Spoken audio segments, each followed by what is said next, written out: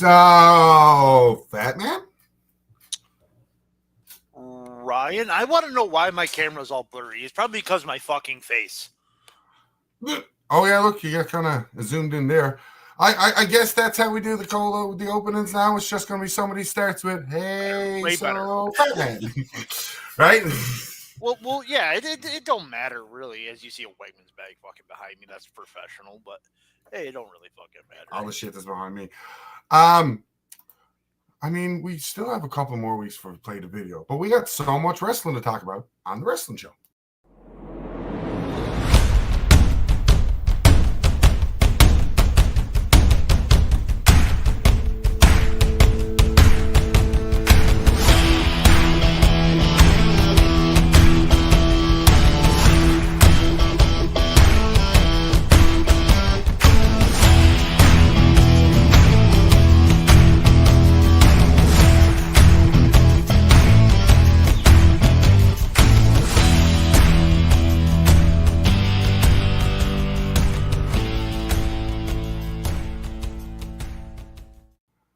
Welcome, everybody, to another episode of the Wrestling Show, still called with Sleazy and the Fatman. Episode of the Sleazy and the Fatman. Oh, no, God, welcome.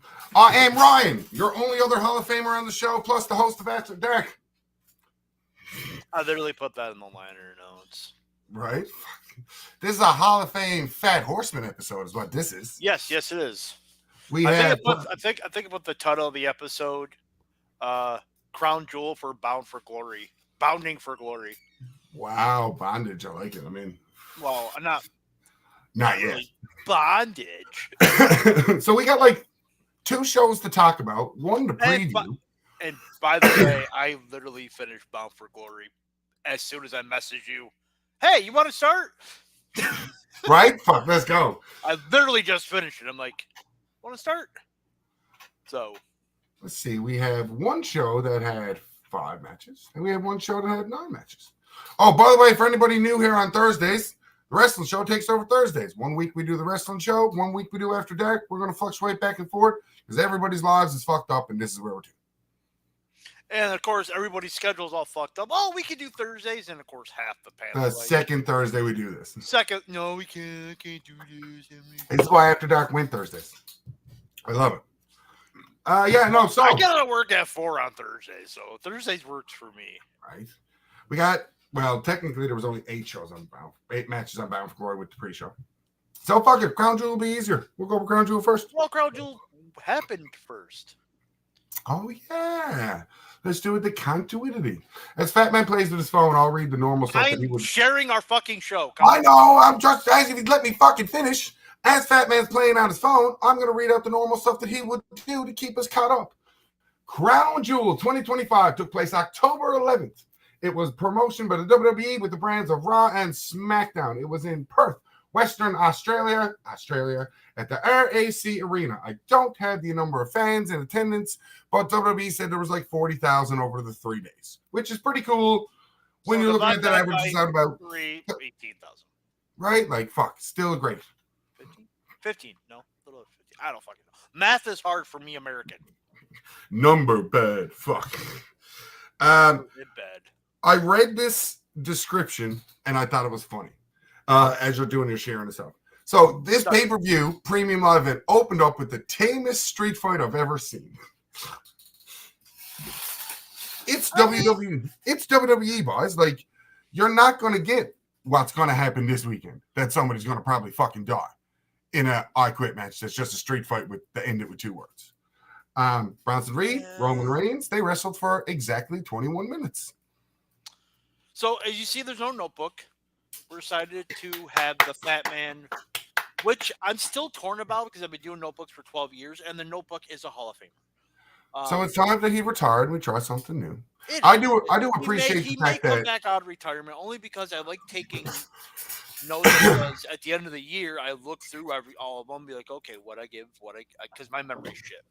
But so I don't want the notebook for that part. Like if people are like, I got star ratings, because you can still give a star rating and not have notes on a match. So the notebook still could be what I give it. So that's my thing. Fair enough. But I mean, this was good. I enjoyed it. The right kid died. I said Bronson Reed's going to win this match, and it was a big deal. Now, For what happened on Raw after too, like knowing what we know now after, but also we'll get into that. Let me pull up my numbers. But yeah, absolutely right, kid dog. Absolutely. Yep. Mm-hmm. This any loss by Roman now, even watching, I don't know if you watched WWE Unreal after. And they talk about the WrestleMania match growing up. They're like, if Roman gets screwed over, what's he got? He don't got Heyman. He's not a heel. He's not a face. Roman's at the point now, it doesn't hurt Roman to lose. Ever. No. I don't think personally anyways. So, like, I could be wrong. No, I'm not wrong. No, you're not wrong, and I actually agree with that. Sorry, I'm looking for the Seth Rollins news. But like, no, you're not wrong.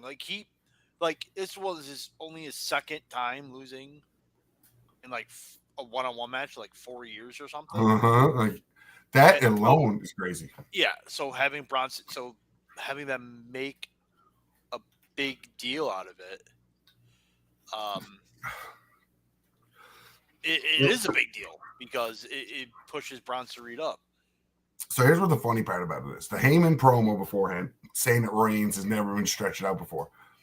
And then Strowman gets on fucking Twitter and be like, motherfucker, I did. And then Heyman in his classic Heyman form goes, oh, fuck, I thought you were dead. Like, I'm glad you're still alive. Like, it's a detriment to WWE sometimes that they don't remember little things. But as I'm trying to get you out of the notebook and the boys and look at a different way, I find that we remember little things. But I always remember little things, but I don't get as picky over it. Like, oh, they fucked up and said he's never stretched out before, but he's been stretched out before. Most of the people in that crowd, they didn't really care. And if they really did care to a point, they wouldn't have supported. They wouldn't have like. Yeah. And they're not hearing what the commentary is saying. So no, it doesn't really matter. But excuse me. Match was good. Yeah. The James Street Fight comment on it was funny. And I was like, it was like, and you're opening the show. Roman's in the Brock level that you're either opening or closing with him, which makes sense. The interference didn't fucking matter. Like you expect it. And if anything, the little stuff after, I don't want to see you guys till Christmas.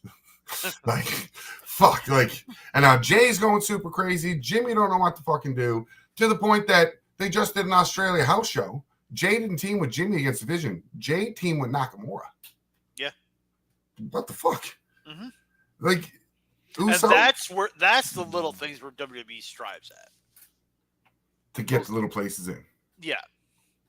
Like you look at that card, it's like, oh, okay. And then you see, like, oh, okay, you see it's like, oh, you have a former Intercontinental U.S. champion and a world champion get together. Right, two former Royal Rumble winners. Yep, together. And then you look at the story they're telling, it's like, oh, wait a minute, that makes sense. And it's a house show. So, big house show. More of that, you know what I mean? Like, you'd have cameras. That's like their MSG over there when they're doing the tours, which is cool.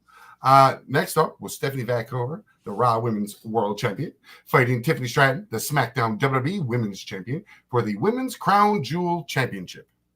10 minutes, 5 seconds. I knew this felt short. Now, everybody likes to jump on, oh, Tiffany was injured or blah, blah, blah, blah, blah. Funny enough how the main event goes, that they look at it this way. Yeah. I honestly, and I said that watching, I was like, geez, that was short. And didn't really think of it.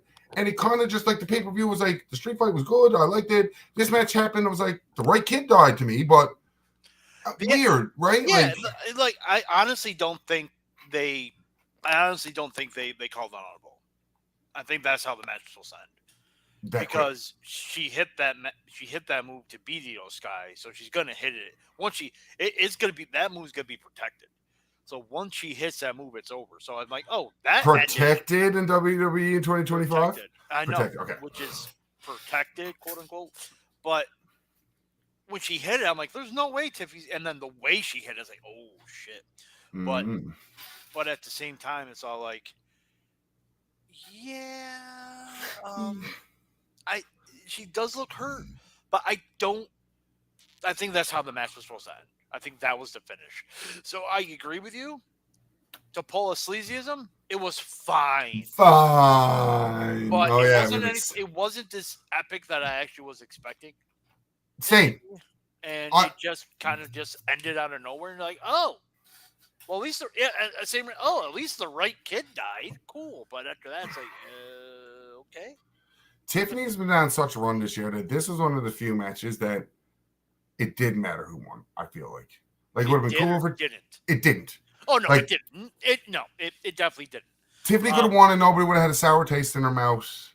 I think if Tiffany won and this match was shorter, there'd be more complaints. I actually saw a couple people quote online say that they buried Tiffany Stratton with this match. I'm like, what the fuck are you talking about? They don't.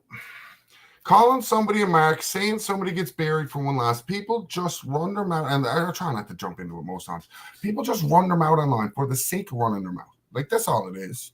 Like, this is what they think is the cool thing to say or to do. And it's what gets them clicks. Right? It's foolish, but Tiffany's had such a year this year, it's not going to matter. No. Match of the night, match of the weekend, 5 stars, match of the year. John Cena, AJ Styles, 27 minutes, 10 seconds. This is what pro wrestling is. And to me, like, they had no Cena on TV, and they still managed to build this match over social media, 2025. AJ pushed it. The aura of this match, knowing it's Cena's last and probably his last match against AJ, was there. The introductions, the nice introduction for AJ from Cena, the watching people melt about the Bullet Club comment. I will bring it up later. We're going to play Eliminate the Bullet Club leader with all the Bullet Club to see who. I'm going to suck at that. No, well, I'm going to sell you all the names, and each round we're going to eliminate a Bullet Club leader. Be like, this one should go this time. Till we have one left stand. Yeah, you know what I mean? Yeah, right? Yeah. But even the fuck your finish nonsense. You know, I hate when you guys use that to bitch about a match, especially in this time of years. It wasn't fuck your finish. It was fuck their finishes, I guess. And we talked about that when he had the match with Logan Paul. And Heavy G was all like, oh, the fuck your... I'm like, it wasn't their finish. No, it was... And then and you weren't even on the show. And I said, I'm going to pull a Ryan here. Because they did someone else's finish. They're not used to doing it properly. Therefore, it doesn't affect them. It doesn't affect them as much as the other person doing it. That's awesome. I love that. I love that logic to it because it's a great logic. I know we're putting logic in an illogical situation when it comes to pro wrestling, but that is a fucking logic. Shawn Michaels hit me with a super kick. I'm down. Young Bucks hit me with a super kick. I might be down for a little bit, but not as much as Shawn Michaels. Jim Jack Joe hits me with a super kick. Fuck you. You know what I mean? Like, there's a certain aspect to it. Commentators they perfected it. Like, Austin hits you with a stunner, or James Ellsworth hits you with a stunner. Right? Stuff like that. Yeah. So, as far as the match of the night, yes. Match of the weekend, yes. Match of the year, we talked about this offline. And I said... It's second. Second. And I'm going to pull a you, since Sleazy's not on the show, by a cunt hair. It is second. Ooh. And dude, I still have Omega versus Takeshita at Revolution as my match of the year. Now, and then I said it in the group chat, I said, if anyone wants to say that this is match of the year, I'm okay with it. How do you argue it? Like to me, it was... You can't argue it. Yeah. They sold. There was storyline to it. They had a history. Every bit of that fucking nostalgia doing other people's finishes and shit. The crowd popped every moment. And it wasn't like it was bad wrestling and like you're still getting the pop moments. Like you look back on this match, like I use Hogan. We always like using Hogan Rock from Mania 18 as the example. Mm-hmm. You look back at that match objectively to the match, shit. The crowd, great. You look back at this, nothing was missing. Everything was on point. Everything was clicking. Cena gets his official 100th PLE win with this match too. Yep. Once I found out he hadn't had it, and this was the one, I was thinking about his only other PLE is going to be Survivor Series. And I don't think he's been in that Survivor Series. I think they're going to cap him nice at 100. Yeah. Saturday night's main events don't count. No. The rumor is he's fighting Dom at Survivor Series now for the IC title. That's also the rumor. And also, there's still a rumor floating around that Edge is coming back to be his last opponent. And I'm like... You know how close on that rumor is? I believe Edge's contract expires in December with AEW. Does it? Yeah. And this is what really fueled the fucking fire. Chris Van Vliet had it on. He was talking to Sanzap, I guess. And he was saying that Edge was on his program, and Edge told him my contract's about a year and a half left. And Chris Van Vliet did the math. He's like, that's December. That's December. Like, I personally, when we talk about TNA, I'll put it over there. But I really thought Edge and Christian should have been there in TNA. I literally. We'll touch on that, but like, yep. This is the situation. Like, he did his spear, like the tribute to Edge and stuff as best as he could, and like all the things. If it's not Edge, and if it's not Gunther, as the rumor, because Gunther's going to get his big push coming back to murder Cena, who do you have as Cena's final match? Miz? I don't. They already kind of laid the groundwork. Miz, like, I want to have the match. I want to have a match with Cena. You know, I beat him at WrestleMania. Blah blah blah. You know, it makes sense, but yeah. I heard, because I love the internet rumors and shit like that, the whole War Games was supposed to be the Vision versus like the new bloodline. Yeah. And now with the injuries and all that shit, the newest kind of flavor for it is the Wyatt Sixes versus the MFTs for the men's War Games this year. Oh. Put Nikki Cross in. I don't care. Put her in. Yeah. 5-on-5. Fuck it. She can fuck up solo. Like, it'd be great. Yeah. Cena was supposed to be in it. And to me, that's sad because I honestly, when I read that rumor, hyped myself up to go, Cena gets a War Games match. Right? Like, we don't know where they're going. He still could, but I don't. Maybe Judgment Day gets thrown in there. I don't know how you kind of. Well, you got a little bit more than a month to push a story. You can do it in and around. Yeah, no, fair enough. So, but yeah, this match was absolutely fucking fantastic. I kind of wish they would have, because Styles did Angel's Wings. I kind of wish they would have been like a tribute to. They did a tribute to Edge, a tribute to Samoa Joe. Well, they did Angel's Wings. Oh. The fact that they called it Angel's Wings.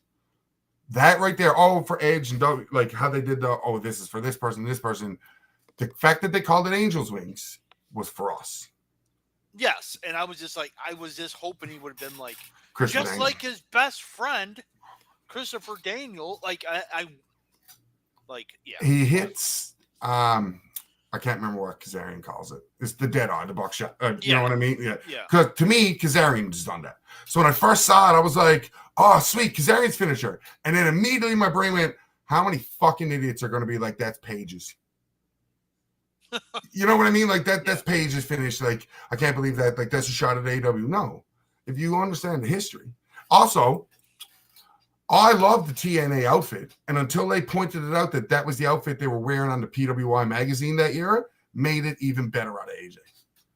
Oh yeah, I was hoping he was going to come out to his TNA theme.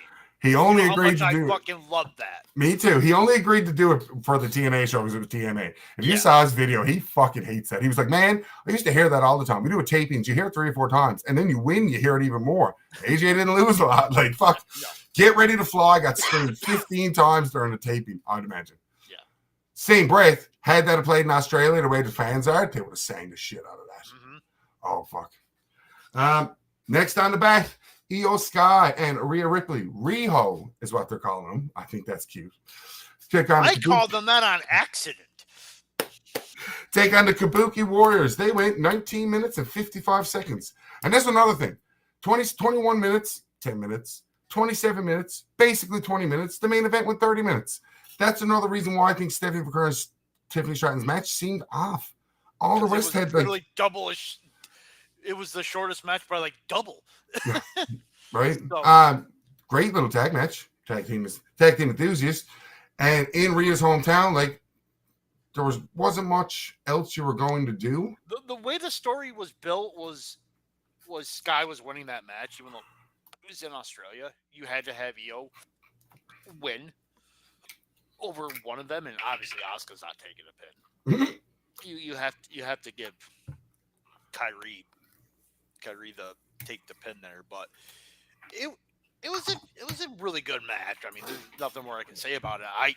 To be honest, I thought it kind of drug in the beginning and the middle, but once you got the hot tag, it picked up. But no, it was Yeah. really good. It got Here's the downfall. They had to follow Cena AJ. Yeah. So, like, as good as that was, you still have to try to pick the crowd back up. Placement wise, it was perfect because who else was going to try to pick that crowd back up but the person from fucking Australia? Yeah. You know what I mean? Like, Bronson Reed isn't. He's a heel, and that's what I absolutely loved about this crowd. Actually, was that yes, he's from Australia, and they billed him from Australia. He got booed. So Because Australia is a smart man.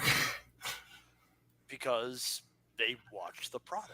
It's not Bizarro land like Canada. We'll just do whatever the fuck we want. Like, yeah, Canada's weird. We all know this.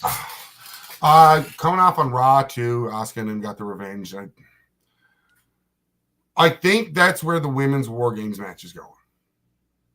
Kabuki Warriors. Judgment Day, maybe. Judgment Day.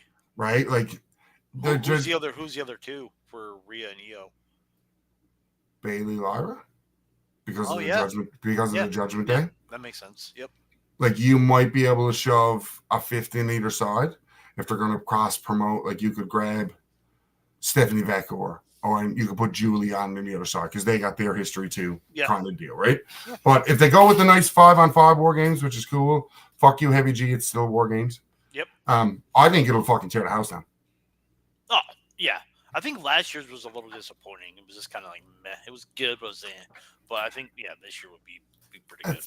That's because we now hold the women's War Games match in high fucking regard, right? Like, because they go out, they know it's their time to shine, and they put on a fucking banger. So, like, it's hard not to expect. And with the names like Asuka and Rhea Ripley and Io Sky, right? Kyrie's saying, for her credit too, like, they are names that we know are going to produce a good match. Yep. And you give them the ball, they're going to fucking run with it. Just keep Nia Jax away from the Asians. I thought you were going to say just keep swimming. No, just keep Nia Jax away from the Asians. It'll be fine. Fine. Main event. 29 minutes and 40 seconds. Seth Rollins, the World Heavyweight Champion, versus Cody Rhodes, the undisputed, because it's still undisputed, WWE Champion. Right Kid died. I really wanted Cody to win. No, Right Kid. There was no way. No, there was no way Jay Briscoe's winning the ROH World Title. Like, no way. Seth was winning this match. And it sucks that they had to pivot because he got hurt. So in this match. To bring it up, apparently what we see and what we hear was when he goes to do the coast-to-coast headbutt, because that's a brilliant idea. Just do the coast-to-coast dropkick, a little bit less. Seth lands weird and fucks his arm. Didn't really know. Definitely fucking landed weird. And after what he did with Cody and like Cody being fucked up and shit, like Seth was finishing that match. Seth didn't give a fuck. So I props to Seth again for fucking something up and like doing what he needed to do. We can touch on it now. Whether he's injured or he's faking it again, I'm so hesitant now because they got us all so fucking good the first time. And that's what makes this magic. Here's a report. WWE ran an angle this week on Raw where Seth Rollins was attacked by fellow Vision Stable members in which looked like a convincing split. Rather, reports emerged that WWE hurried along this angle because Rollins suffered a shoulder injury during Crown Jewel, or in fact, was spotted wearing a sling on his left shoulder. Like, and this is what I mean. Matter because he's walking around going on national television in a freaking crutch. And his daughter line to his fucking teachers. Like, this is what I mean. They did such a good job that anybody injured going forward, regardless, are going to question. There's a bit of internal belief that Rollins may be either headed for either shoulder or rotator cuff surgery. The rotator cuff is in the shoulder, so okay. This hasn't been confirmed by WWE or Rollins. Mere that it was a backstage chatter amongst other wrestlers and employees. One high-ranking WWE employee shares that Rollins is hurt, but did not provide details on how severe it is, nor the status of the World Heavyweight Championship. The report adds that either within WWE report. Wow, Jesus Christ! The report adds that others within WWE, that was me, that wasn't a Meltzer thing, we're taking a wait-and-see approach with Rollins, considering he worked everyone with a fake injury only this past summer. Even though we knew, Triple H knew. Come on. Triple H knew. So many people knew. He had to be, like, I don't believe that Triple H didn't know. Yeah. You know what I mean? Like, he's in that circle, and he's a Triple H guy anyway. So yeah. However, those that believe this latest injury is legit point to the fact that if it wasn't, WWE would not have moved so quickly to have Braun Breaker or Bronson return on him. That I actually agree with. Think? Yes, because the way the story was set up beforehand was, I don't need you guys. Or Seth's like, what do I do? What do I do? And Peyton's like, well, if you don't win, maybe I made the wrong choice. And then even on Crown Jewel, they said, don't interfere. Seth needs to prove that he's the best. And what if he doesn't? But so then he did. But then he did. So that's why I think they rushed it. Because it actually makes... WWE will do a good job at explaining why they did it. Because even Heyman was shocked, and kind of Braun and Bronson kind of forced Heyman into joining them. Yeah. So that's probably the way they're going to kind of do is through Heyman, which is Heyman can explain fucking anything and make it make sense. Because Heyman's great like that. See? Yeah. But just the way the story was going, it turning them now just didn't feel right. So that's why I kind of think that that's the part where I'm like, it just doesn't make much sense. Didn't feel right to us, but the way WWE has been in 2025, there's been a lot of things that just haven't been right, have been off, have been weird. So, like, I'll play the stupid advocate devil's side here again. What if that actually was the plan? He just got hurt anyways. Interesting. Right?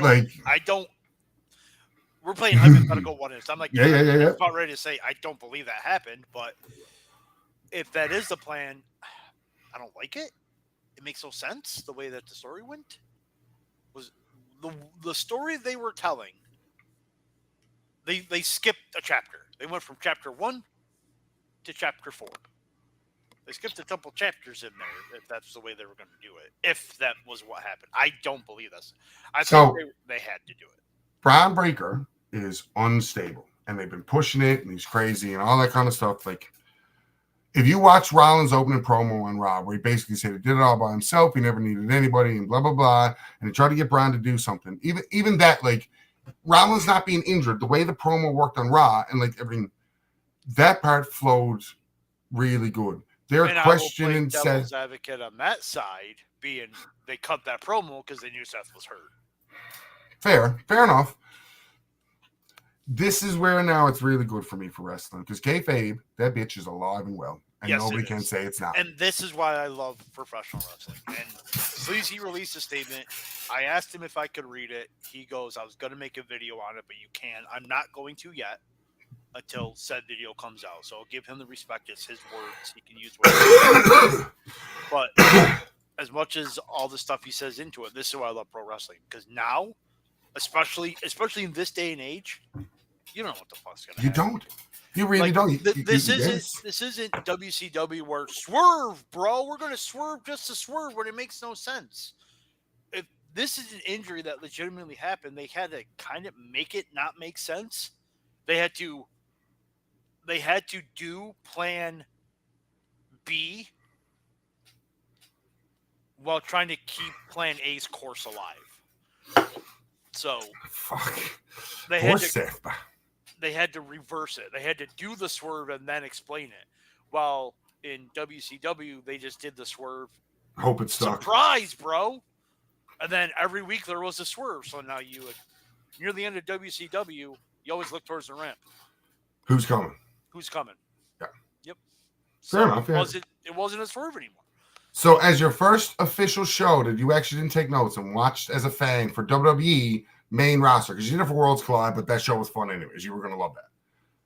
How was this show compared to thinking about other shows that you've overly noticed? I will say there's one spot in the Rhodes Rollins match I knew it was coming. Hated. I don't want to say you're wrong. I'd love to fight with you on this, but I absolutely understand where you come from for this gripe. The crossroads off the top rope. They did the spot to get a pop, and I'm trying to be a new fat man. I'm trying not to bash AEW because when we watch Wrestle Dream and review it in 2 weeks, I can't wait for you to watch Wrestle Dream and not take notes and just actually enjoy AEW. So I'm not trying to bash it. That was the most AEW fucking spot ever. Do a fucking move that made no sense for a fucking pop. That should have ended the match right there. Except Rollins fucking kicks out of it. Fuck you. That was stupid. Oh wait, but I'm sorry. That was dumb. Thank you. It was dumb. If that's Cena taking that move, of the night. If that's Cena taking that move, if that's Reigns taking that move, doesn't matter. To me, those people have been built so like you have to murder them to kill them. Like those. Okay, I don't think Cena, Seth is Rollins, Lesnar. Yeah, Cena, Reigns, Lesnar, like Reigns. Sorry, yeah, Reigns. Yeah. I think this was them trying to put Rollins on that level. It didn't work. It didn't. He still won, and just shit happened, and it sucks he got hurt after. But like, you tried to make him untouchable, and all it did was fucking put a bad taste in some people's mouths. Yeah. But as a whole, I enjoyed it. Good. I love hearing shit like that because that is the point of watching wrestling, just to enjoy it, not be so oversensitive to shit. Yeah, I love start to finish. I thought it was good. I thought the first women's match was off, but like it didn't throw me off as much because the next 3 matches to me were bangers. Yeah. Right? So like I gotta okay, that sucks for the girls, but everything else is good, so nobody's gonna remember how shitty that was for girls outside Stephanie Two Belts. Yeah. God, I'm old.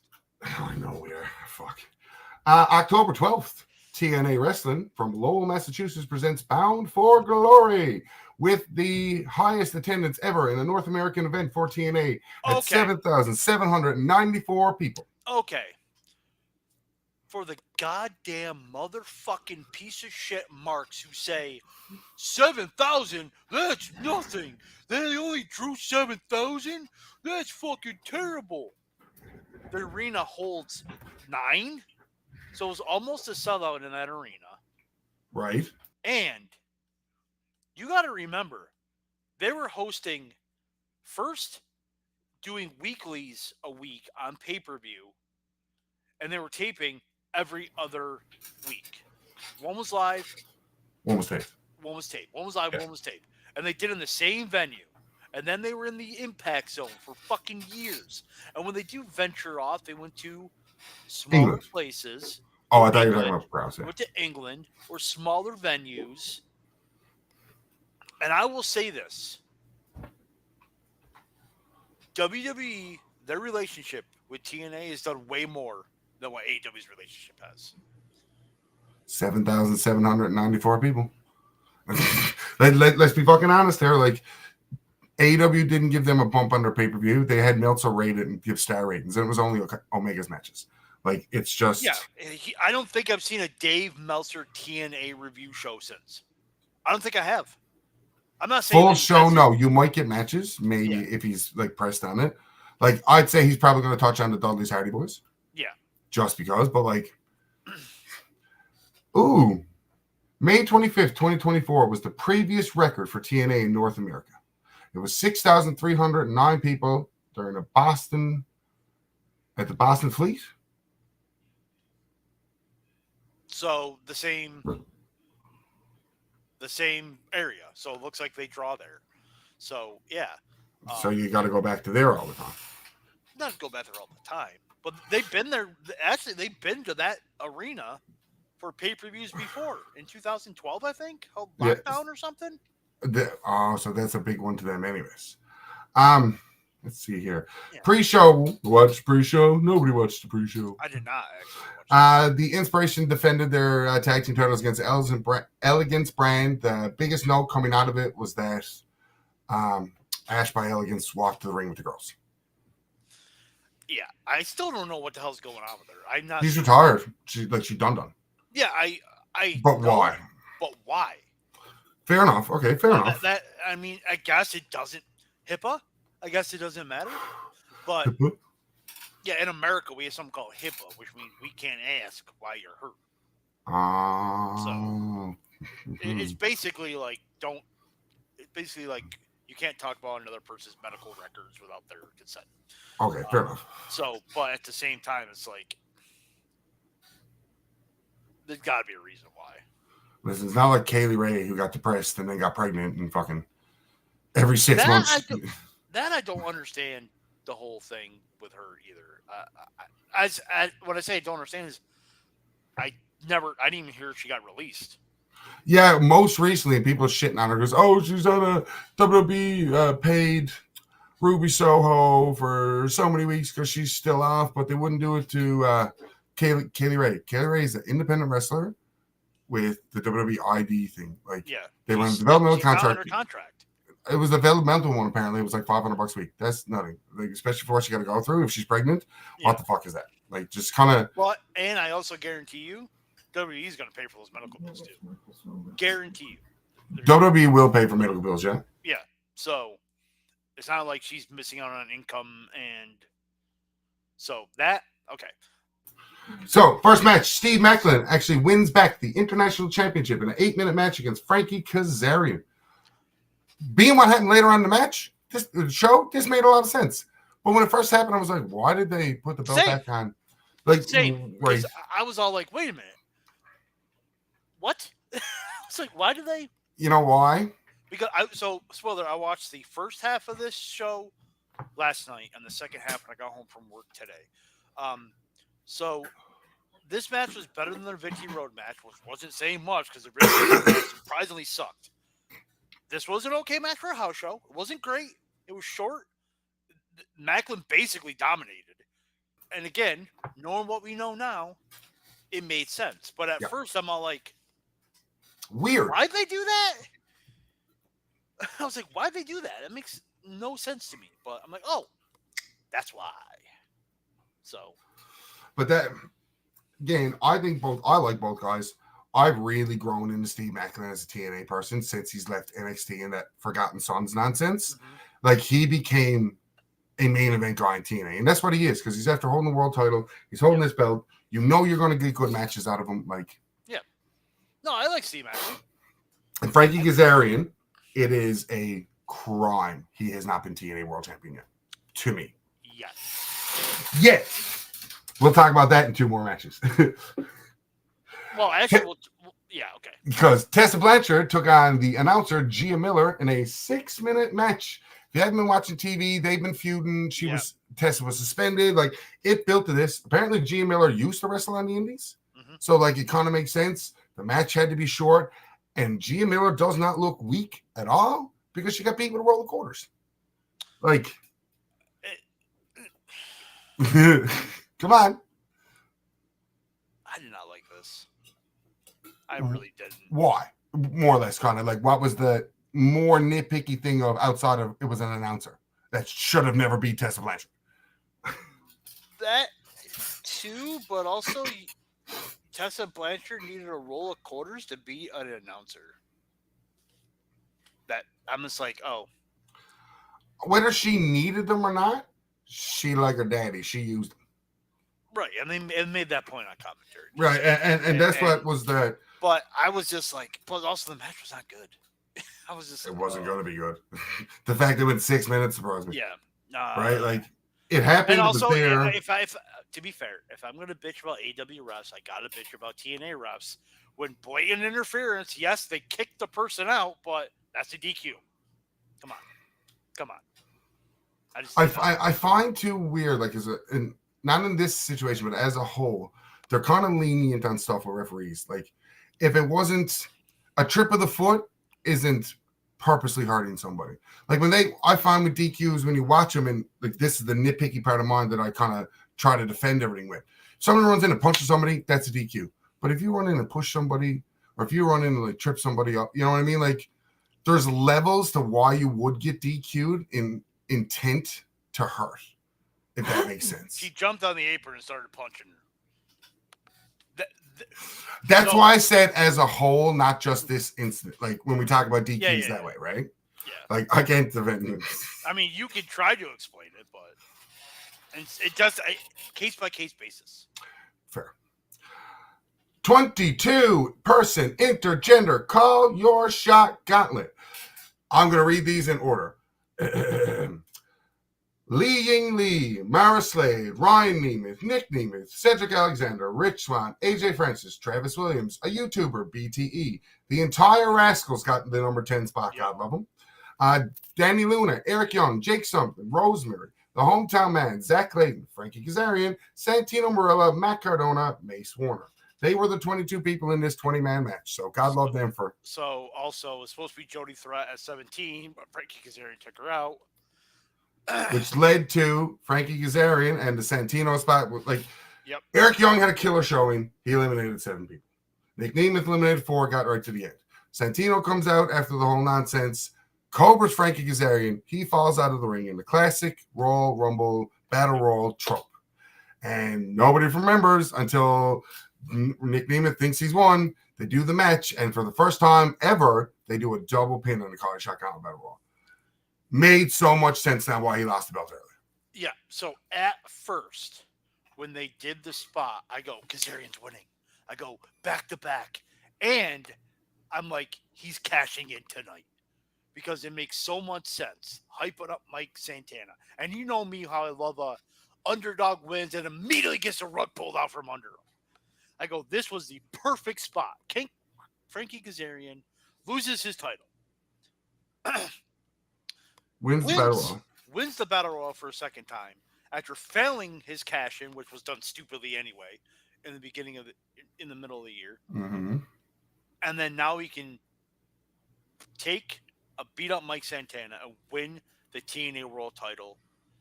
This is going to be perfect. And then they did the co-winners. And for 2 seconds, I'm like, that's stupid. But then they did the backstage promo. I'm like, okay. I thought we were getting 3 title changes. I go, okay. My thought was, they're going to fight over it for weeks. They're not cashing in. He's not cashing in tonight, was my thought after that backstage promo. I go, because what I thought was going to happen is Kazarian was going to win the title. I don't think Nemeth was going to cash it. And Nemeth was just going to wait. So that way they wasted, quote unquote, one of the cash-ins at Bound for Glory. And then that way they can have a true Nemeth community. One person, yeah. True one person. That's where I thought they were. I thought, and because my mind works, because I'm like you, underdog gets it taken away right away is what I would have done. I thought Kazarian cashes in first, finally gets his world title, so the crowd kind of hates it, but they don't because it's Kazarian, he's a TNA original, and it makes sense. And then, because I'll always call him Ziggler. Then Ziggler came out and cashed in on Kazarian. That's where I thought it was going. And I thought that was fucking brilliant, personally. And the crowd's been popping for Ziggler. Like, massive. Yeah. So, I mean, that would have worked, too. Kazarian is a world champion that way. But I just thought he deserves to have a decent run with the title. The only downfall is, I saw it online, is this sucks. We're jumping ahead. Santana beats Trick Williams for the world title. Let's just throw that. It sucks for Santana because apparently the next couple of weeks of TNA are best of. They're not even live shows. Really? Mm-hmm. So he doesn't even get because this is their in between. The TV deal's coming up. Oh, that's right. Yeah, so they got a couple of kill off and see where it goes kind of deal. You know what I mean? Yeah. So sucks for him in terms of actual TNA programming. The NXT deal is going to be more beneficial now for TNA. And they announced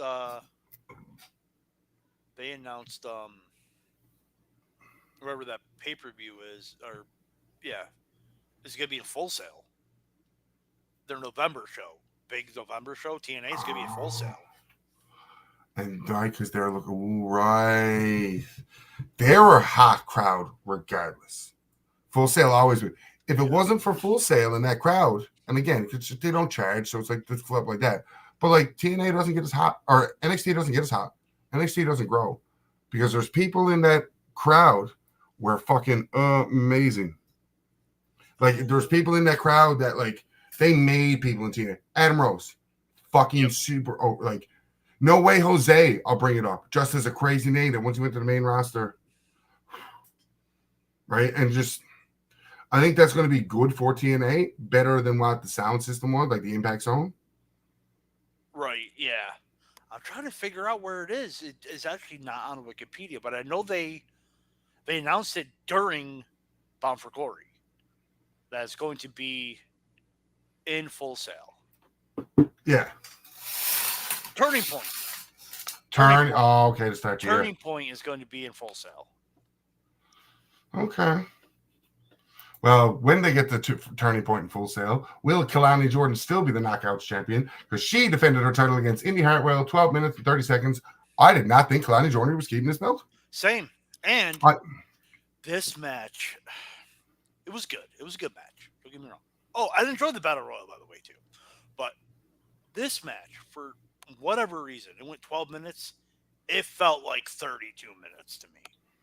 It felt so long.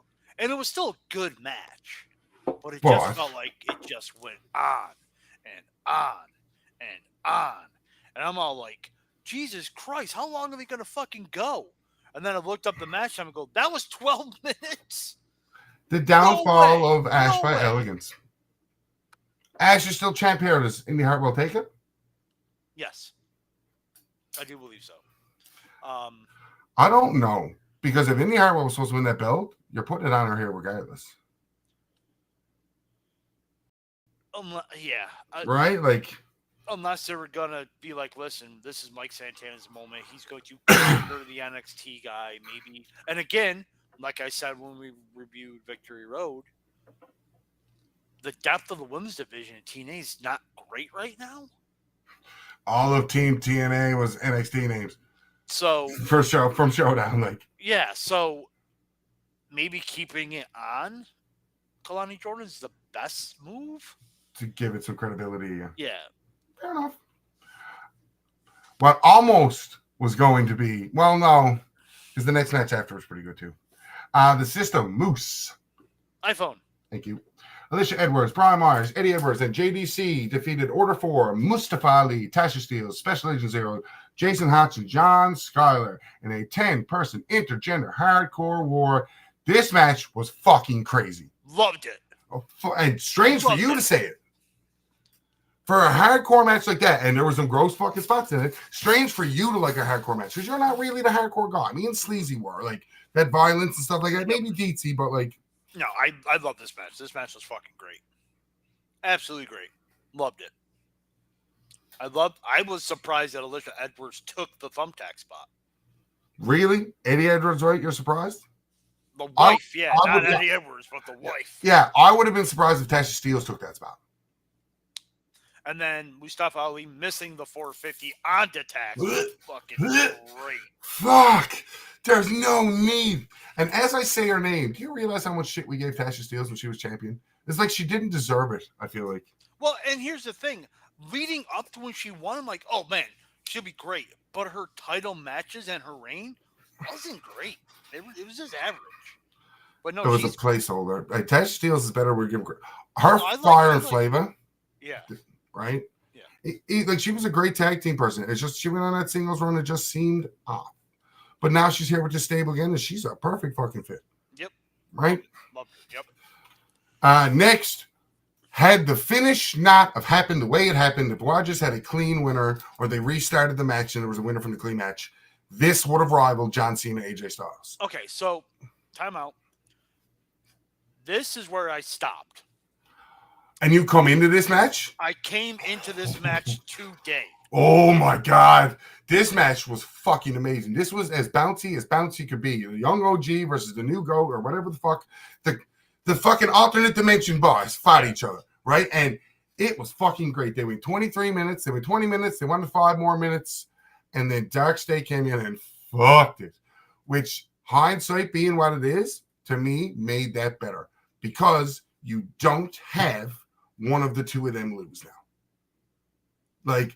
that would have been, again, a fucky finish, but that would have been match of the weekend, and people would have tried to keep up with that because that is your That's your core going up, right? These are young, and they're not small.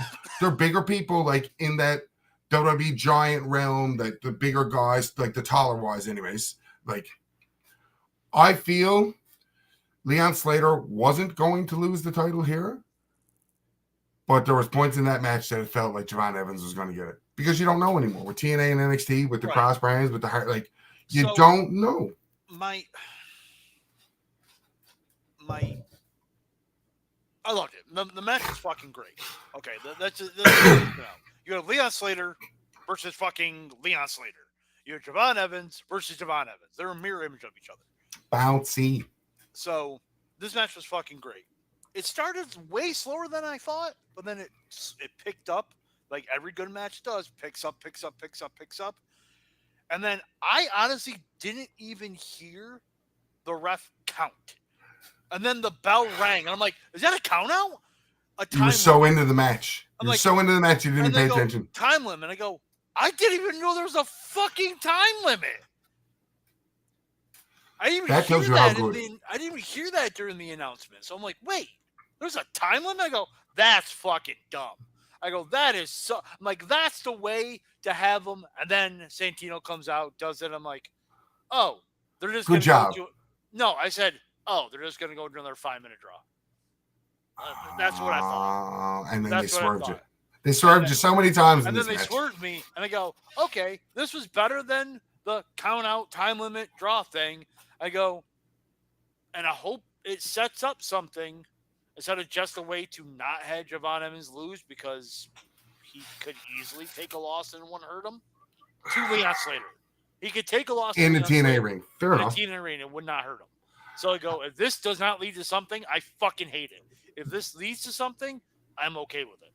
If you watch NXT Tuesday, they actually are teaming up now. I did not watch NXT Tuesday. Yeah, they got a mutual respect for each other. It's playoff baseball season. I'm not like Jays better win. Yep, they play at 8:30 tonight. Yeah, that was late here. Yeah, so like they're connect. I can't remember who they're fighting somebody next week. I think it's the Culling. Okay. But they are fighting somebody next week to kind of team up on the respect side of things. Okay, then the ending's fine. Makes more sense. Yeah, it makes more sense. Again, Raw was at 8:00 in the morning. I had to go to work. Fucking, and then TNA. Was loving Raw early. I'm not gonna lie. Wake up, get breakfast, watch wrestling. Fuck yeah. Well, if I didn't fucking have to work, I've been like yes. And then NXT. I even was like, oh, maybe watch a little bit of AEW. I go, oh no, the fucking game's on. Oh no. Oh no, the fucking even though trying to pull them out, I'm like, yeah, I'd rather watch a blowout than AEW. To be honest, I probably should have watched AEW because I'm actually going in like kind of blind going into Wrestle Dream when we get to the preview. But fair. I wouldn't say shed a tear, but it was close on it for this next match because to me, this is my childhood. This is how I grew up watching these guys. I literally was gonna say, if you want to see a grown man cry, watch this match. Because honestly, I did shed a tear. And I didn't think I was going to, because honestly, this match was not good. It wasn't.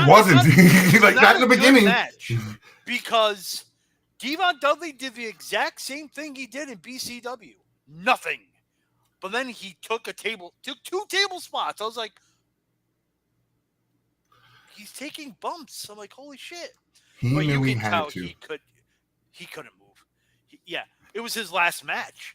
So he's like, well, let me go out by taking 3 bumps. And the Jeff Hardy ladder one, Jeff protected him. Jeff eats more of the ladder. Yes. Fuck, I saw it. I was like, uh-oh. And then I started. Because he tucked so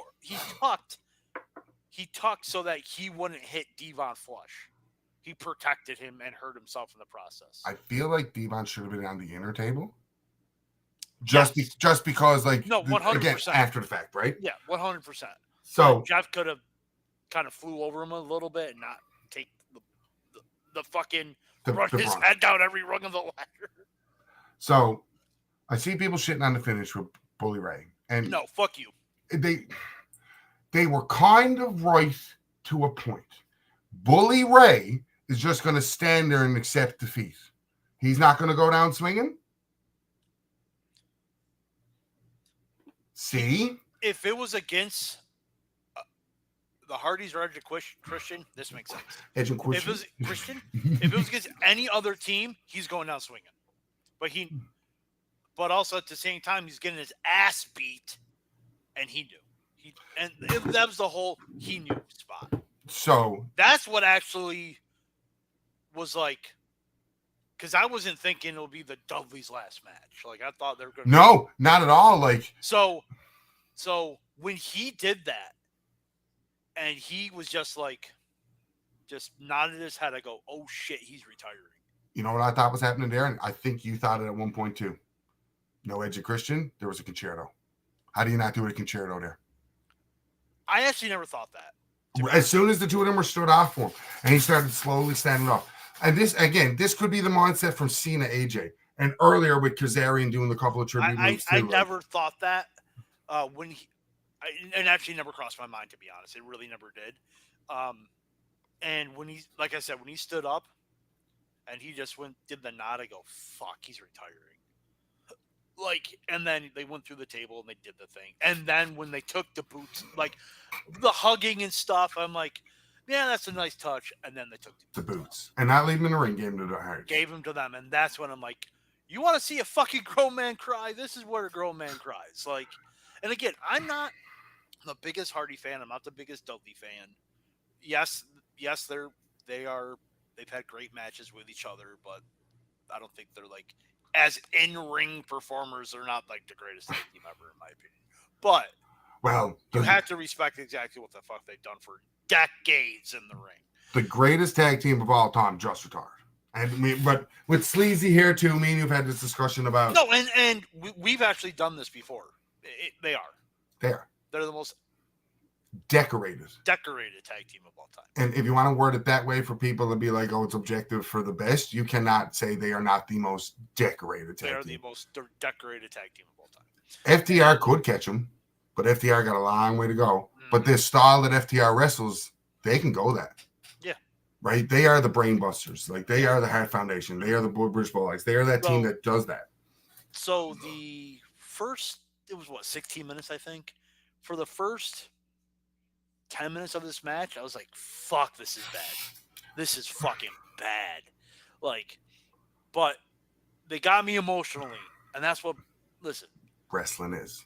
Yeah. You can't, if you have a good story, the match can be dog shit.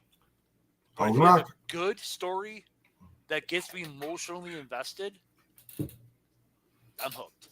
And that's what this match did. The match was fucking shit.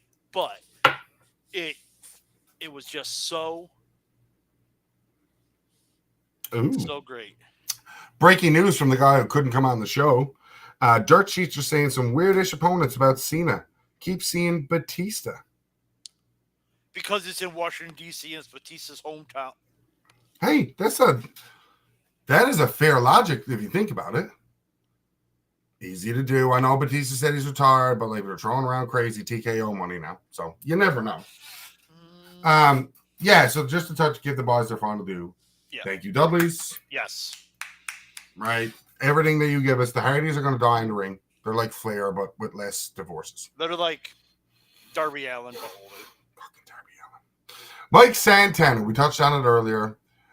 I'm glad they didn't pull the trigger on Slammiversary because this moment meant more. And anybody that shit on Nemeth and Kazarian coming out after the fact saying to take away from the moment, no, it added. Because it put everybody in a situation of, this might actually, he worked so hard and it might be gone. Shit, he might be so hard, but it's gone. But the one thing I noticed about, I was going to bring up with you, they don't have 2 trophies. They only have 1. Yes, and they're fighting over it. That's why. I thought it was they both get the cash in. But remember when Nemeth tried to cash in the first time, Elijah, I was going to say Elias, fucking nails him with a guitar. Kazarian shows up behind him. He's like, I got to grab the trophy. To me. So, and then that kind of reinforced my very first thought is when I saw the backstage promo, they're going to fight over the trophy for months. Ladder match on a trophy. Or trophy on a ladder match. Which they can, I'm not against. Judy Bagwell got on a forklift, buddy. We can have a fucking trophy on a pole. Oh, 100%. Final thoughts? This match, it was an okay match for a house show. It wasn't anything special. I really didn't think it was that great. But again, I think I talked about my final thoughts. I thought Kazarian should have cashed in here and then have the one person and blah, blah, blah. So, but it was a good show. Way better than Victory Road, because Victory Road was probably one of the worst TNA shows I've seen in a very long time. And Fair. it was a fluke show for them because they've been fucking hitting on all cylinders. It was a good show. And the funny, I think I said this. I'm like, to a coworker who watches wrestling, I go, Crown Jewel is going to be 3.5 hours and have 5 matches. Bound for Glory is going to be 4 hours and have 9. That's exactly what happened. But no, it was a good show. It was a good weekend for wrestling. Like, and funny enough, it's a good weekend for wrestling. It was all WWE attached. Yep. Right. Before we get in the news and rumors, we're gonna bang through fucking Wrestle Dream.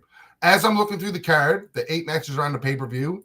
If you are someone like me that watches the product or keeps up on the product, every one of these matches have had some type of storyline built to it. So God love AEW for not just randomly putting shit there, I guess. I will admit, I've not watched AEW weeklies because I'm in it's playoff baseball mode. So I'm not really into, and that's with WWE too, by the way, and TNA.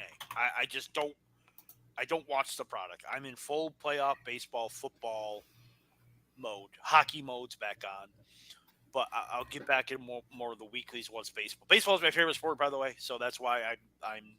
It's important to you now. Yeah. October is a big month for you. Yes. So when I saw that Adam Page is facing Samoa Joe, I went, was it Samoa Joe a face a month ago? The first thing we need to talk about, sir, is how AEW doesn't believe in that. They believe in to get to the match. Yes. To start off with that one, Joe and Paige. Oh, and also, by the way, yesterday in the chat, I think you went, how many matches? There's 6 matches. There were 6 matches. Anyway, there's 6 being added. And I said, they're going to add 6 matches tonight. And then, literally, I looked at the card. They added 6 matches. 4 to the pre-show, 2 to the main show. Yeah. We still, but they did Dynamite and Collision last night. So technically, unless something social media-wise comes, I think that's it. You might I did see a preview here because I am watching the NLCS, which is on TBS. They did show that they are having a 1-hour special on TBS before Wrestle Dream. That's a tailgate brawl? Yeah. So they could add something on that. Well, I mean, the tailgate brawl is kind of their new 0 hour. Oh, that's their pre-show, isn't it? Yeah. Yeah, right. So, okay. Pre-show, the matches that they added. Which, by the way, I like. It's on a station that most people get, and it's kind of like Sunday Night Heat. Like Free For All, Sunday Night Heat, before the shows. I like it. I really do. I think it will bring more eyes to the product. So I really like that they're doing that. FTR, Jet Speed, pre-show. I think Jet Speed should pick up the win here to get their win back. The 50-50 booking nonsense. Sure. Eddie Kingston and Hook have decided they are going into the tag team division. They have an open challenge. Lord knows who could that be. It's in St. Louis. It's going to be some old NWA guys. Harley Cameron and Willow Nightingale versus Divine Vanity, which is Megan Bain and Penelope Ford. And Roderick Strong and the Conglomeration, because Roderick Strong won't join the Conglomeration, take on the Death Riders in an 8-man tag match. 8, 9, 10, 11, 12, 13, 14, 15, 16, 17, 19, 20 people on the pre-show. That's AEW does that, though. So well, they're having a 16-man tag, so. Wait a minute. They're all tag matches? Yeah, tag, 8-man tag. Yo, Doc, I heard you like tag team matches. I fucking... So, I'll go through the other 6 matches, and then we'll talk about the last 2, but we'll do it quickly. Hurt Syndicate versus The Demand, which is Ricochet and GOA or DOA. They're in a Tornado Trios match. Which is what I thought they should have had last month. Yeah, but that was a regular match. Then they just had their street fight match. So this is kind of like the best of 3. This is their 3rd one. So it had to be kind of Again, AEW with DQ and no DQ, I don't really think about it that way as much. They had a regular match. Then they went to a street fight. Now they're having a tornado tag, which is a tornado trios tag, which is a street fight, but everybody's legal. Yeah. But everybody's legal. Like these are the little ones. So it's a street fight. So I don't know. It's a street fight. They still had the tag in and out. You know this. That's AEW being fucking stupid. Yes, but this is the things that I try to get you to understand when we talk about this stuff of the little nuances. It's the same fucking match. Fuck off. A tornado tag is different than a street fight, sir, because of who can make the pinfall. I agree with your no DQ, Australian street fight, this no holds barred, all of that stuff. Yeah, we can group 15 names into one, but to call it, when you add tornado to it, that makes every man in premise, every man is legal outside. Same as a street fight. They're not legal. Yes. It's a street fight. But there's still tags in a street. This is the difference. There shouldn't be tags in a street fight because it's a fucking street fight. It's the same match. Move on. Okay. Jamie Hayter versus Thika. They've been feuding on TV like the women have been. Tekla, or whatever how you pronounce it. It's leading into the women's blood and guts. Yes. So. And I'm very surprised that actually Mercedes Moné is not on the card. Good. So that was weird. That play. No, it's good. Fuck. She takes. No, I'm saying that was weird in the baseball game. Oh. Dodgers just took a 2-1 lead in the 6th. But fuck you, Otani. No. Jamie Hayter. If anything, I feel like they should make this match man advantage, women's advantage. Yeah. For blood and guts. But I think that's going to come sooner when we get more teams. But like Thika and the bitches, the triangle is here. Yeah. And that's where it's just going to go. Heels win, LOL. Brodito versus the Don Callis family for the AEW World Tag Team Championships. Hot take. They turn on fucking take a shit here. You see they turn on Takeshita. I mean, they were kind of hinting at it at They've been hitting it for a while. Like Takeshita didn't even show, like again for TV. Takeshita didn't even show up to the party they had. He sent a video recording. He was in Japan. I know the IWGP Championship. We're watching wrestling though, like you know what I mean. That kind of stuff. I mean, what was it at Forbidden Door? Like they kind of story. Yeah, I think you're right on this one. And I think they don't win and they turn on. Honestly, Takeshita. This is your main event of Wrestle Kingdom. Takeshita Okada. Oh shit! I never thought about that. Look at New Japan putting over those young AEW talents. Yep. Carl Fletcher versus Mark Briscoe. They've been feuding on and off. And it's being promoted as Carl versus Mark 5 because this is the 5th singles match they had. They've each won 2. Kyle Fletcher wins LOL. There's no way Mark Briscoe's winning the TNT Championship? There's no way Mark Briscoe's winning the TNT Championship. Remember last time we said that about a Briscoe in a title? Fuck. You said that about a Briscoe winning a title. Fuck you guys. You all agreed with me. Fuck, you're like, absolutely. Totally. Yeah. Steen's not losing. Why would It's not our fault that we were like best friends with Kevin Steen at the time. Jesus Christ.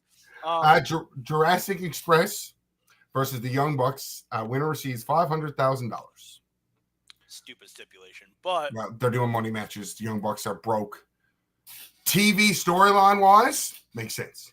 Jurassic Express wins. I read somewhere online that Jack Perry's not actually a face. He's still a heel. He still dresses as a heel. He's still doing heel stuff. He's just got Luchasaurus with him as a runner. And I can't unsee it now. Well, the Young Bucks are heels. But again, you go, the AEW doesn't believe in heel. It's not that they don't believe, they just don't know. They don't. Big difference. They don't care. If you can, the Joe part, like when we talk about it later, they were just easy to switch Joe. AEW's roster are tweeners, and depending on the week and whose cereal you pissed in, if they're good or bad. Yeah. Chris Statlander versus Tony Storm for the AEW Women's World Championship. Statlander has to win, right? There's no way, Tony.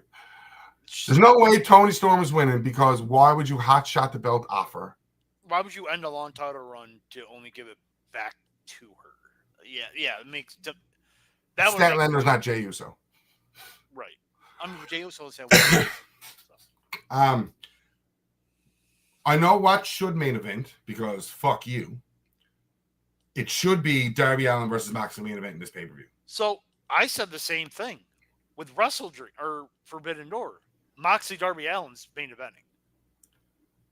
They're not going to. If they're not main eventing here, or they're not main eventing at Forbidden Door, they're not main eventing here. They're going to end with Paige Joe. And to credit is due to Tony Khan, as much as I try to put shit over, he really believes his world title should be the last match of the night. If it isn't a lights out match. Because lights out kind of, anytime they do a lights out, I'm trying to bring up the fucking or a stadium stampede or something like that. No. What'd you say? Forbidden Door, right? I think it was Forbidden Door. That was their last pay-per-view. That was July? No, fuck no. What was their last pay-per-view? I can't remember what it was.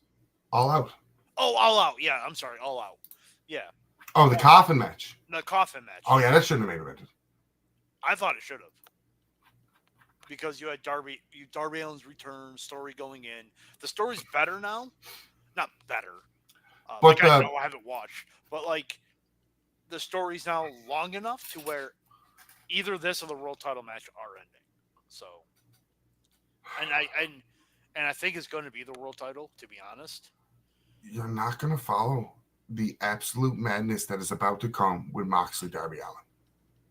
I agree. You're not. Like, I hate the idea that Darby Allin's going to win this match.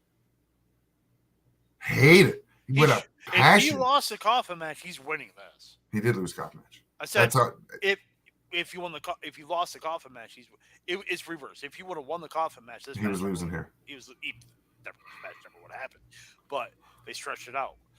I fucking hate Darby Allin.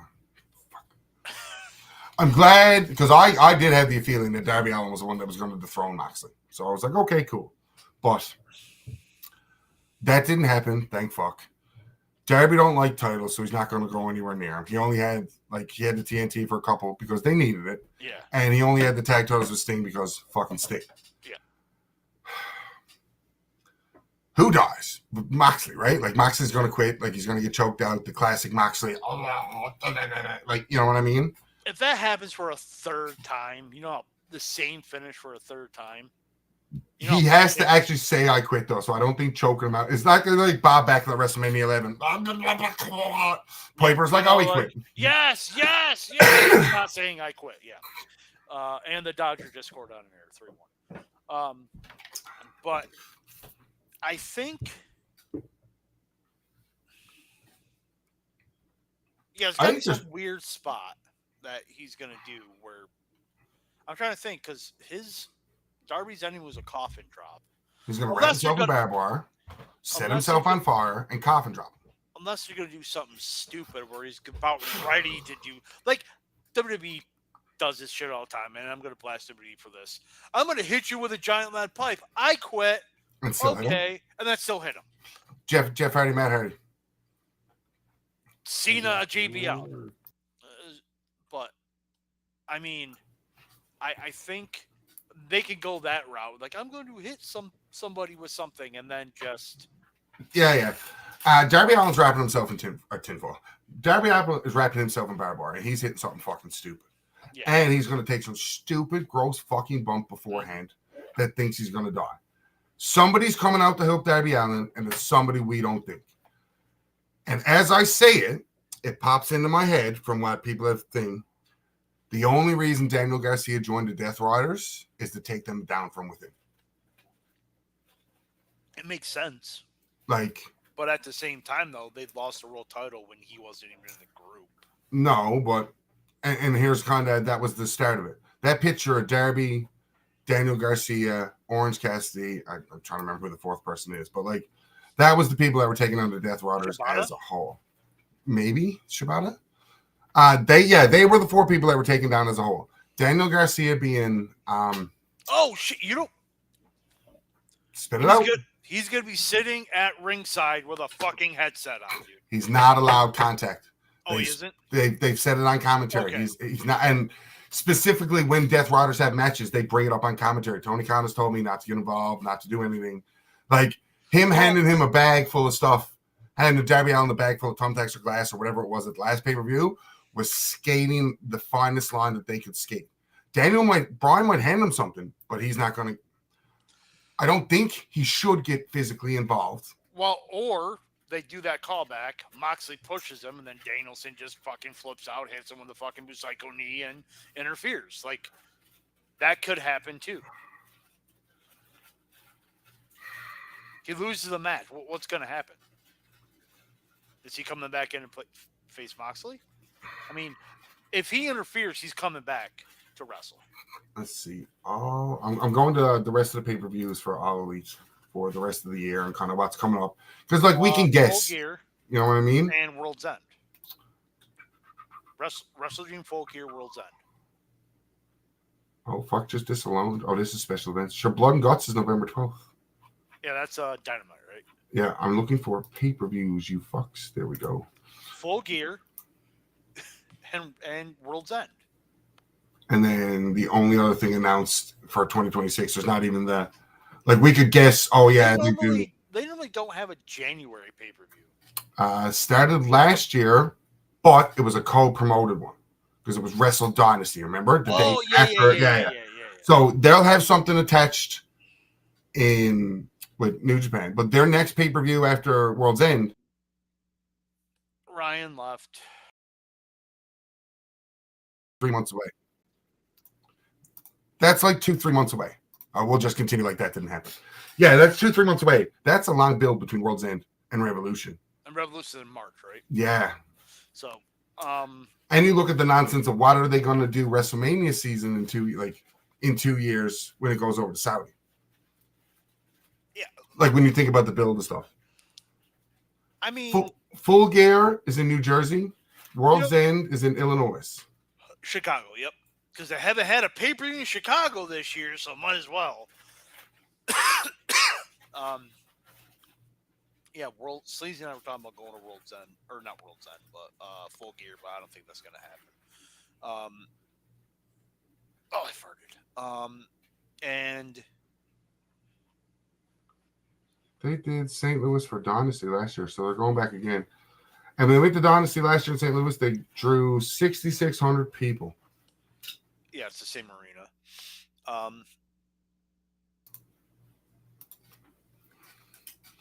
I don't see Brian, like, even looking at it that way. You build Brian to Revolution. You build him to Revolution? That's when he comes back. And all that pops into my head is Jake Roberts, Macho Man. Let me fight. Let me fight. Let me wrestle. Let me fight. You're a commentator. You know what I mean? That whole kit. That's what I see personally. That's how I see that go. He begs and begs and pleads. I want them. I want them. I want that match. You know what I mean? Yep. That makes sense. And then going a little bit off of news and rumors here, I guess Kota Ibushi, of course, hurt himself again. Because why the fuck not? He'll bump on thumbtacks for fun, but take a gross bump to the outside and fucking kill himself. Capturing a picture of his leg after undergoing surgery for a broken bone. Ibushi revealed that doctors told him he'll be out for at least 1 year to fully recover. And 2 years. 1 year until he fully recovers, and 2 years before he's back in the ring. Speaking of 1 year, apparently Andrade might actually have to fucking sit out a full year for the nonsense that just happened. Yes. So I heard about it. Deet said something about it. Oh shit, I hit the wrong button. I kind of want to read the article here. As reported earlier today, former WWE star Andrade has been absent from AEW Dynamite due to a particular legal situation with WWE that involves a no-compete clause. It was originally assumed that after Andrade was fired for violating WWE's wellness policy, he would be free to sign or appear anywhere else, and everyone thought as much since he immediately showed up on AEW Dynamite and started to feud with Kenny Omega while joining the Don Callis family.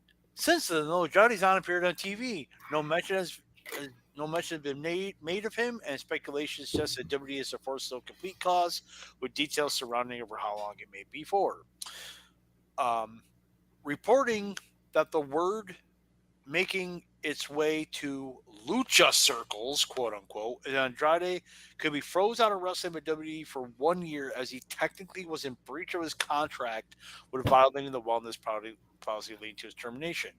Brian Alvarez noted that the new TKO contracts had a 1 year no compete embedded in the agreement if the wrestler was fired with cause or due to a breach. 1 year. How fucked is that? It would be of course be contingent on WWE being able to enforce the stipulation in a legal setting, and or rather Andrade could successfully challenge that in court. So I was thinking, I'm like, when did he re-sign with WWE? A year ago? A year and a half? Because TKO took over, like what? They technically bought the company the day after WrestleMania in 2023. Oh fuck, sure. He came back in 2024. So if he re-signed, then okay. If by the sounds of it they get really picky and want to fight it, I feel like Andrade will get away with it only because going forward, everybody else is going to know the difference now. Andrade might have found a loophole that he could abuse this time. But well, you can also say loss of income. Be like, listen, I can't work for a year. Like, I'm losing this income. But then you didn't read the contract you signed? One, you didn't read the contract you signed, and two, you were fired. You didn't get released. Yeah, there's a difference. Yeah. And then, this is stupid. WWE President Nick Khan says he believes fans will travel to Saudi Arabia for WrestleMania. No, they won't. I'm sorry. But they don't need them. Let's be honest. They don't, and that's one thing. Another thing is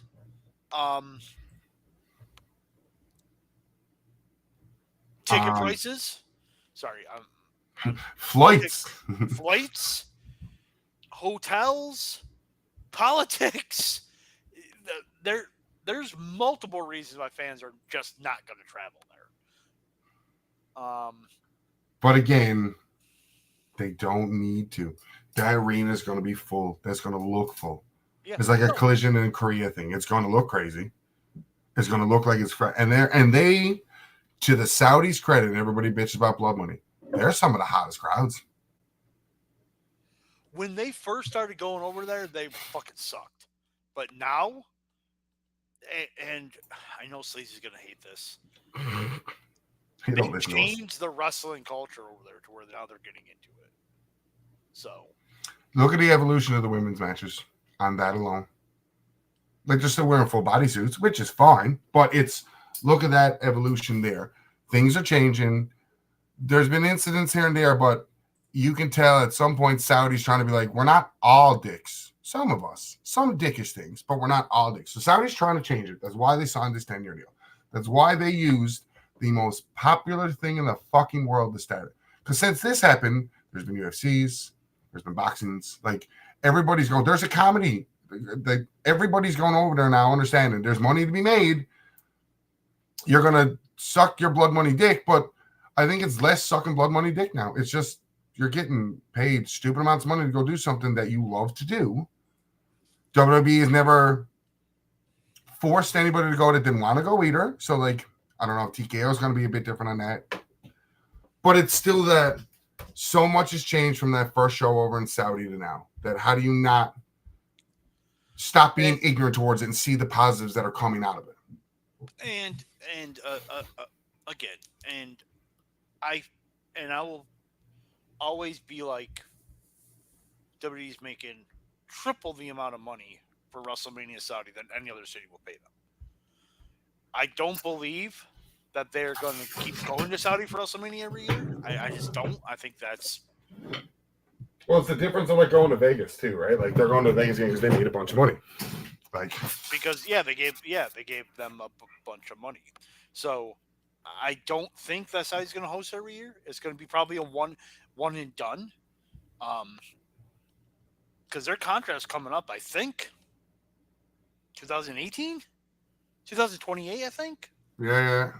Something like that. So they can renew it, but I think WWE, to be honest, on WWE's side, they want out of it, but they're honoring their contract. So, like, hey, if we bring in WrestleMania there, they're going to fucking pay us X, and we can get it. And that's exactly what they did. It's crazy to think of the money they have to spend on the absolute dream WrestleMania we're going to get. Like, there's nothing in my mind that says that's not going to be good. That's going to be fucking insane. So, as reported, the contracts of current NXT and TNA Tag Team Champions, the Hardys, are set to expire in November. Additionally, the contracts of the reigning Knockouts Tag Team Champions, the Inspiration, are set to expire soon after Sunday's Bound for Glory. According to Sean Ross Sapp, at least a dozen TNA contracts are due to expire over the next 3 months. It remains uncertain who among will choose to re-sign with the promotion. Sapp also mentioned that more TNA contracts will be expiring in the coming months as the company has been signing talent to shorter-term deals. Therefore, it's reported that TNA Wrestling has been pleased with the success of these short-term deals, which have been beneficial for the company. Sapp noted that these contracts provided the talent with more options moving forward. Cool. Okay, so, like, it doesn't matter to not sign with TNA no more. Sign it, you're still going to get your WWE exposure, especially now. Ooh, where is it to? I got two things. I was bringing up the Bullet Club leader thing to go back from what we talked about earlier. This is the Ridge Holland thing that. Oh yeah. Previously reported, Ridge Holland announced that WWE will no longer renewing his contract, which expires on November 5th. This is because Holland suffered a Liz Frank foot injury during a match with Moose at a TNA tape, which required surgery. Holland mentioned that WWE will cover the cost of his rehabilitation. According to Fightful, Holland's injury occurred while working with TNA, while working on a TNA booking that was part of his contract. Had WWE not agreed to pay for his rehabilitation, Holland might have been grounds for a successful lawsuit against him. The report also noted that Holland's contract was at a level of TNA stars because his main roster deal expired in November of last year. He accepted a 1-year extension for $200,000 less than his previous salary, and he was not receiving additional pay for participating in a TNA show. I'm pretty sure WWE skated him a little bit more money. The report states that every WWE talent who spoke with the publication expressed disappointment regarding Holland not being paid while he is injured. One male mentioned on the roster commented that this situation would not have happened before the pandemic. Okay, it did, but okay. They also highlighted that this issue is a significant concern for members. I honestly don't think so. I don't think it's a significant concern. I think they were planning on releasing him anyway, and they're just getting this mileage out of him working with TNA, and he just happened to break his foot. That's what I think happened.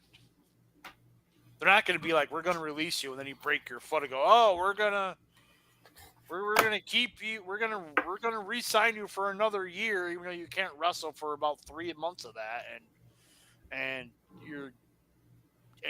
quite frankly, he's not on a main event level. So fair. Okay. I wanted to touch on this quickly just to call him a fucking idiot. Paul Walter Hausen criticizes WWE's partnership with TNA and how TNA isn't getting the best out of the partnership. The crowd right there, right off the bat, he tries to give the reasoning of Matt Cardona got a jobber entrance on TV when he should have got a big entrance. He believes MLW, which is better than TNA, better than NXT and TNA. He's also wrestling attached to Ring of Honor, so it's the AEW nonsense. Yep. To finish us off for the evening, I'm going to give you 6 names. You got to eliminate one until we get down to the undisputed leader of the Bullet Club. Finn Balor, AJ Styles, Jay White, Kenny Omega, Cody Rhodes, Dave Finlay. Dave Finlay. Jay White, AJ Styles, Kenny Omega, Cody Rhodes, Finn Balor. That's tough. See, Dave Finlay was the easiest one to get out of there. You know the second easiest one? And the only reason I put his name in there because he beat Kenny Omega. Cody. I was going to say Cody's next. Yep. Jay White, Kenny Omega, Finn Balor, AJ Styles. God damn it. Are you honestly? Jay White. I love Jay White. I do too, but the 4 names that are left for what they did for the Bullet Club in a whole, AJ Styles, Finn Balor, Kenny Omega. The first three. Bye-bye AJ. I was thinking him or Balor. Him or Balor? See, in my mind, so to me, it's Balor, Omega, and it's Balor. To me. He started it, right? Exactly. Omega I think is the second best because he was the biggest name that did something with it. Like, and I like Jay White, but I think Jay White being in the Bullet Club benefited more for his association with the Bullet Club than it did for the Bullet Club. You know what I'm saying? Cody, same thing. Cody went over to be the Bullet Club and made merch. Cody says himself. He's like, I wasn't like, they hated me as a Bullet Club leader because he made so much merch. But that was the point of the Bullet Club as a whole. It was counteractive to the Japanese culture and how everything did it. It made sense. Balor, God love you, Cena, for putting AJ over. Balor's the undisputed leader of the Bullet Club. To me, with Omega as a close second. Right. Yeah, that makes sense. Yep. Excuse me. Ryan Buckgotch, Reddit, Twitter, Instagram. After Dark is next week. We're going to do some Jeopardy and probably talk about Wrestle Dream. Follow our friend Kevin J. Callis on Wrestle Twitter. Maybe not Wrestle Dream. I mean, we have to talk about something after the fact. It might be nonsense, but we will obviously have something to talk about after Jeopardy. Yes. Kevin J. Callis, Mr. Affirmative, Wrestle Trivia 1, Instagram. Find him on YouTube. He does great stuff on Twitter. We also have the boys on their fucking new sports show name. I don't know what it is yet. It's official. Unanswered Points is the Unanswered Points podcast with me, Heavy G, and a goddamn Mark, who just posted the chat about something that was fucking hilarious, and I laughed at him. We're on Facebook, and then I'm at TWS Fatman on Twitter. You can find us at Sleazy Fatman on all the socials. Yeah. Come find us all. TWS Legendary Deets. If you want to get Deets on Twitter, he runs our Twitter account. Yep. Heavy G, TWS Heavy G, all the stuff. Boys, we're all here all week. We will all see everybody next Thursday. Thank you for listening to the Fat Horseman.